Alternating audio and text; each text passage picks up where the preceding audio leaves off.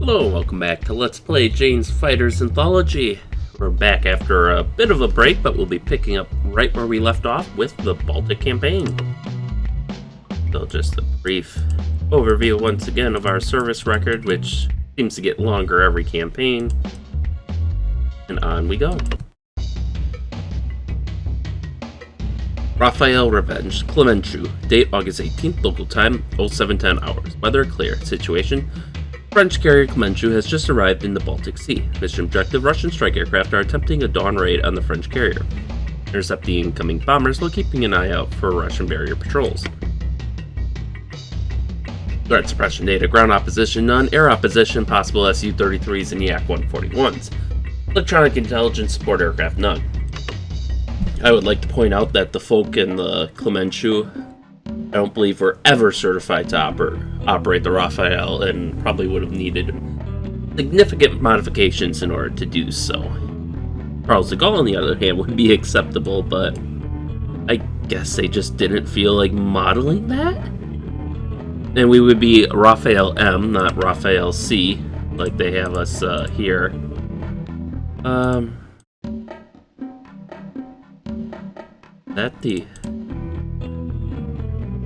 Is that really our only Rafale?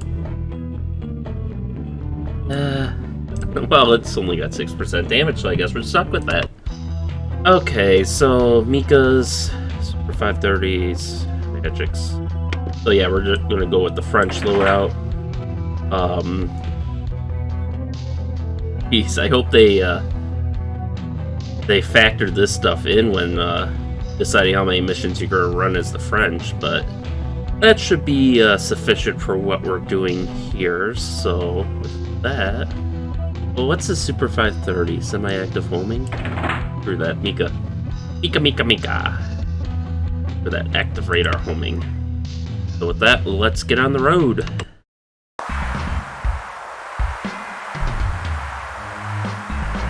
There's the Clemenceau. Okay, so nothing on scans yet. We have, we get 2 wingmen today. So, it'll be quite the potent force, actually. You can see aircraft on our Rafales, Astivals, SPEs.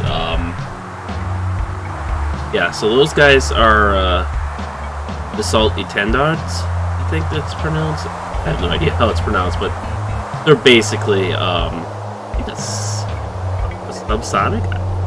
I can't remember if they're subsonic or not, or if they're supersonic, but it's basically a strike aircraft. It's what the Argentinians used in the Falklands War, and they can carry, I think, a para-Exocet missile. Now, the Clemenceau and Folk actually operated to the end of their lives with F-8 Crusaders. They were a derivative designed for the French, but that was their thing, actually. Okay, so these guys are ours. Looks like German, and they have a lot of Yaks coming here. Some MiG-29Ms. Woo, mama. 233s. I do see something classed as a bomber on the map, but still having some trouble finding it in all the clutter. Ah, there we go, Su-34s. Oh, let's pop up and ready our Mika. Mika. Here. What's the range on this guy? We're gonna hold our wingmen back. We'll let the, looks like we have Rafales from the carrier, and Mirage 2000s are taking the vanguard, as well as those Eurofighters.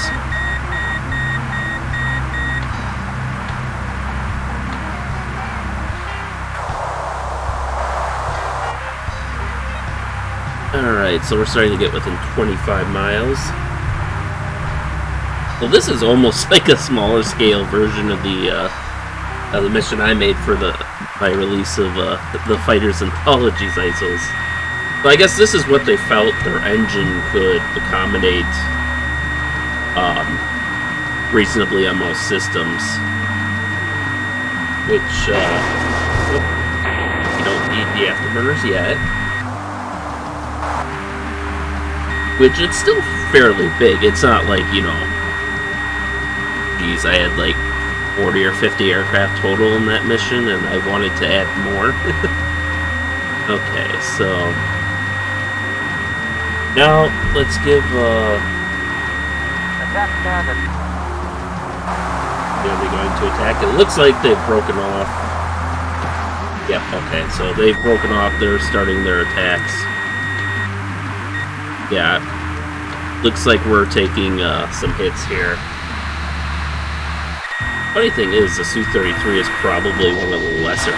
Well, that and the Yak-141 are probably some lesser threats. Wow, this thing is a really short range.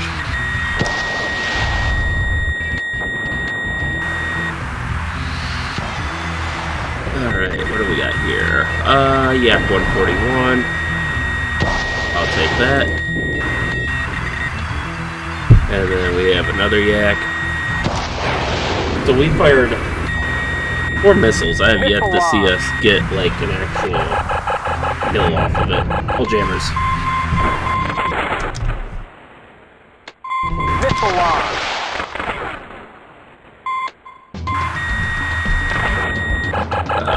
Okay, we do get hits, apparently.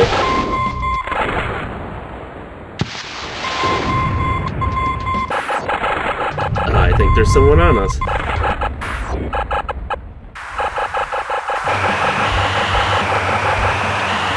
Oh, we got the bomber. We got good hits on most of the bombers, so. Missile launch. Got one. Missile launch. Sounds like he bailed out. Rafale. Oh, there goes our boy.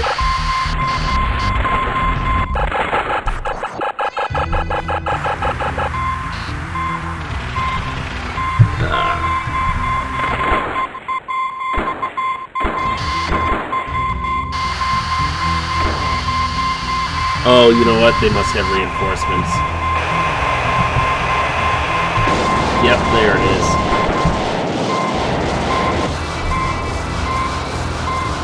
Now it's time for the afterburners. Attack standard. Just want to make sure he's not, Oh, go away. I don't care about you.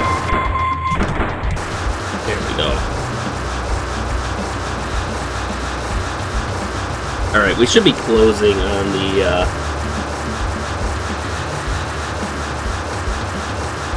on these Su-34s, and then we can,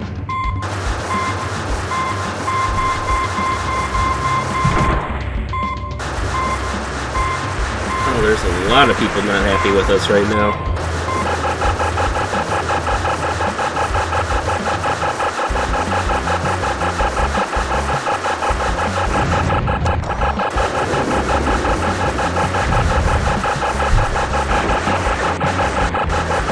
Alright, mission accomplished, so,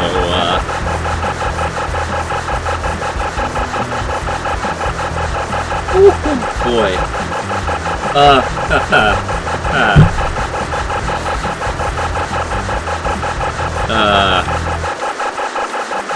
Ticonderoga, help us!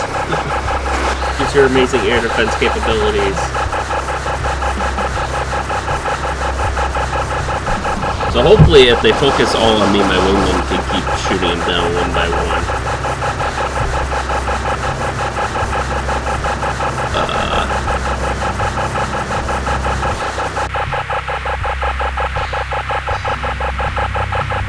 Oh, you know what, I gotta...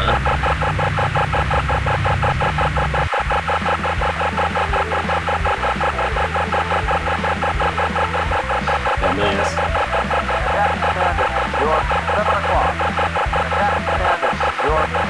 There he goes.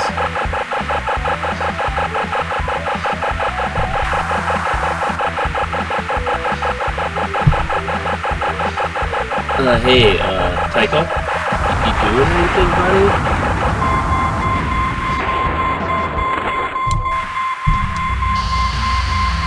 Out of flares.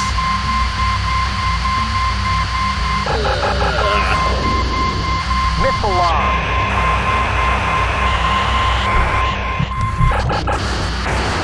Okay. We managed to at least bring the fight over. There we go. And the Mirage 2000 is there. Alright.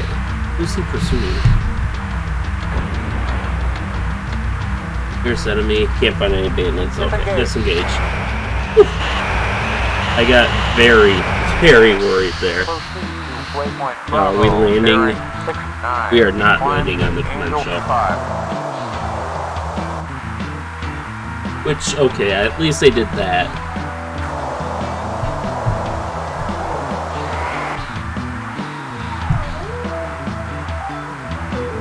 They still have Rafales on Alert 5. And F-35s, which, well, Astovals, which are essentially the game's F-35s.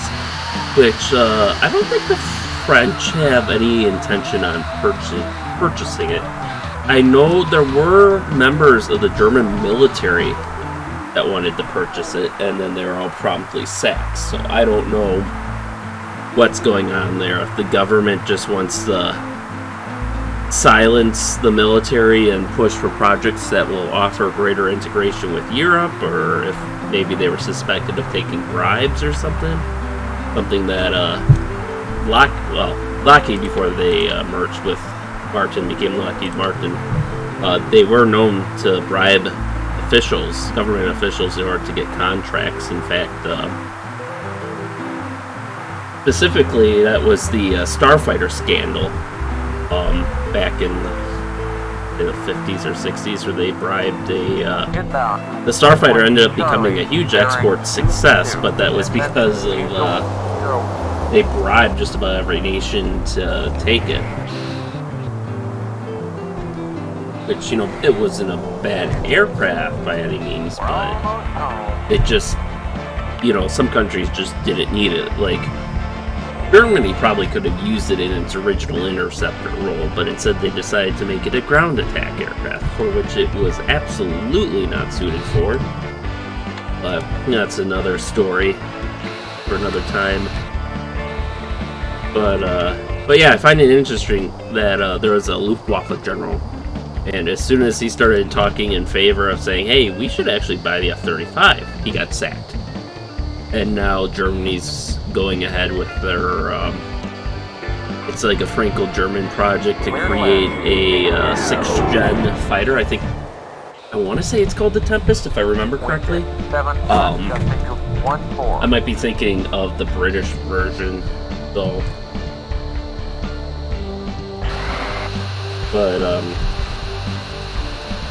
yeah, it'll be interesting to see how that turns out, although the unfortunate reality of things is that by the time they finally field a 5th gen, or no, sorry, they're skipping 5th gen, that's right, they're going straight to 6th gen.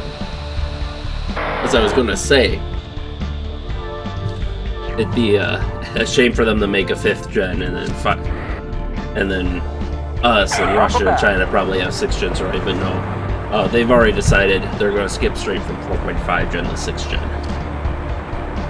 So, which is probably a smart move. I mean, at this point, if it were easy to reset the setup F-22 production, I would definitely say we need to make more of those. But as it stands, I think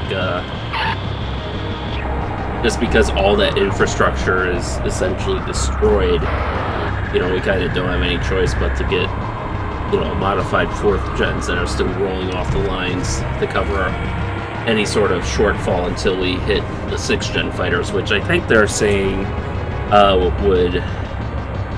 they'd be able to start fielding those in the 2030s, so about a decade from now.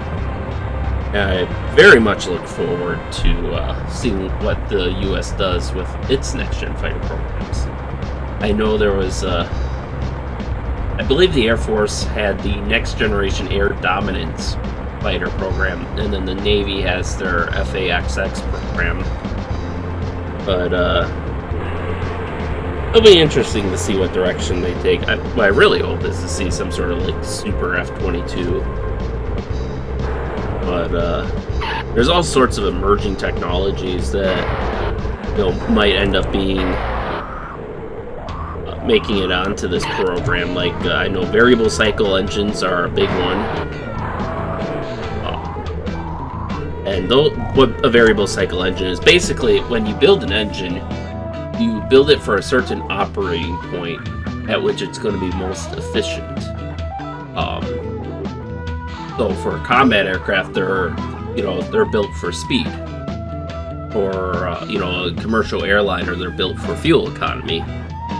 And so while for combat aircraft engines, at least the fighter ones, while they're capable of those top speeds, they aren't necessarily the most fuel efficient. So what these variable cycle engines do, they basically allow the engine to reconfigure itself mid-flight, so you could be in like econo fuel save mode while transitioning to your target zone if you're just going subsonic, carrying weapons load, bombing some Hajis. But if you need speed, like suddenly you're in a dogfight or someone launches a missile at you, then it can reconfigure itself, and then you can hit the afterburners and go as fast as any other fighter craft. So I know that's a big one. There's talk of hypersonic fighters. I'm not sure if we'll see that. I think Mach 3 would probably be the outside of what we'd see in a manned fighter. Because once you get up to like, even Mach 3 is kind of ridiculously fast. I know there's one program that was theorizing like Mach 6, fighters doing Mach 6 in suborbital trajectories, and it's like, shit's fucking crazy. I don't think, at those speeds, you don't have a lot of time to react, especially if your weapon is going to do 2 to 3 times what you're doing. And relative orbital velocity is a bitch, too. If you got 2 fighters going the opposite way, that's a closure rate of like Mach 12 then.